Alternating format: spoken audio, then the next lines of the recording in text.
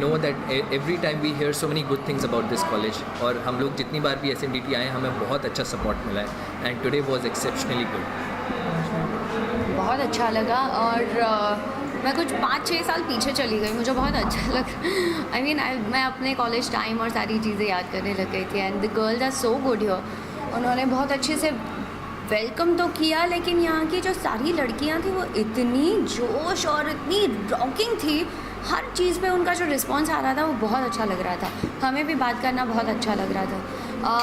जो सीनियर्स थे वो उन्हें अपनी पदवी किसी और को देकर जाना था, डेफिनेटली किसी को अच्छा नहीं लगता है, बट ग्रेट मूवमेंट, उनके साथ एक यादगार एक मौका ऐसा रहा, एंड स्पेशली हमारा जो ये नच का सफ़र और यादगार रहेगा, क्योंकि ये जर्नी हमारी बहुत यादगार थी। 3 महीने हमने इस शो को जो दिए, और जिस तरह से शुरुआत हुई ये भी अब एक हिस्सा बन चुका है हमारा।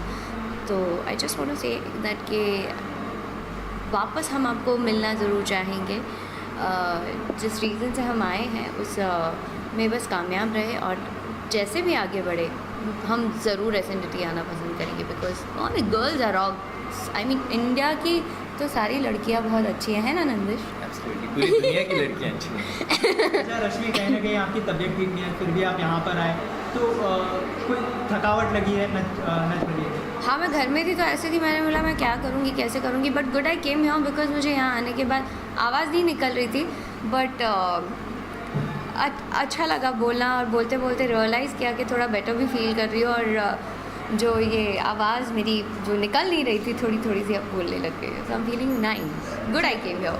अच्छा, यहाँ पर आकर बचपन की कुछ यादें ताज़ा हुई है, कोई किस्सा हमारे साथ शेयर करना चाहे अगर बचपन में? ऐसे हमारे भी बहुत सारे ऐसे फ़ैन मोमेंट्स हुए हैं जहाँ पर कॉलेज में कोई ना कोई आते थे जो सेलिब्रिटीज़ थे, and we went back in time, और मेरे साथ तो ऐसा बहुत बार हुआ है कि मैं सोचता रहता था कि बात करूँ नहीं करूँ उनसे जाके, और उसी सोच में ही वो वक्त निकल जाता था। But now I realise that how important is, कई बार लगता है कि लोग क्यों आते हैं कॉलेजेस में, मिलने क्यों आए हैं, या स्कूल का या कॉलेज का टाइम उसमें ख़राब हो रहा है।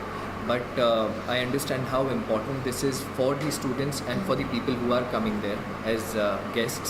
कि उनको इतना एनर्जी मिलता है बाकी सब लोगों से, that you really feel inspired and motivated.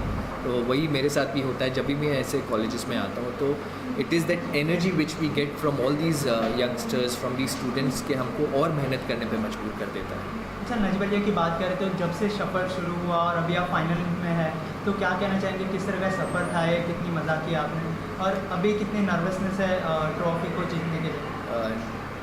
हमारा जर्नी नच बलिया का बहुत अच्छा रहा, और मैं पहले परफॉर्मेंस के लिए जब स्टेज पे जाने पे जितना नर्वस था, जितना मैं डरा हुआ था, नर्वसनेस थी, उससे ज़्यादा नर्वस अब हूँ मैं फिनाले में स्टेज पे जाने में। बीच में कहीं ना कहीं मैं थोड़ा सा कंफर्टेबल हो गया था कि मुझे पता था हर वीक परफॉर्म करना है, कोई ऑप्शन नहीं है।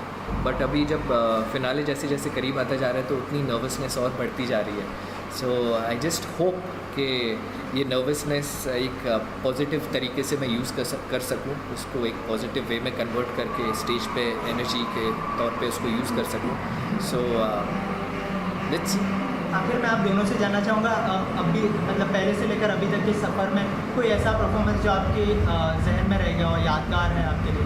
अब जो फाइनल में हम लोग ये जो जर्नी है, मतलब आखिरी एपिसोड तक अब ऑलमोस्ट पहुंच चुकी है, तो अब जब हम आगे के जो सारे परफॉर्मेंसेस करेंगे वो शायद सारे यादगार रहेंगे, क्योंकि शुरुआत में हम बहुत नर्वस थे, जैसे इन्होंने कहा कि नर्वसनेस के साथ एक पॉजिटिविटी भी है।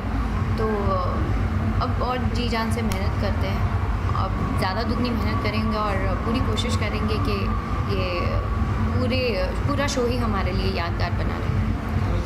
I just want to thank doctor Sanjay Pawar, जिन्होंने हमें यहाँ आने के लिए परमिशन दी, and we really honoured that हम लोग यहाँ पर आ पाए और इस कॉलेज का हिस्सा बन पाए, and we would love to come back here again and again.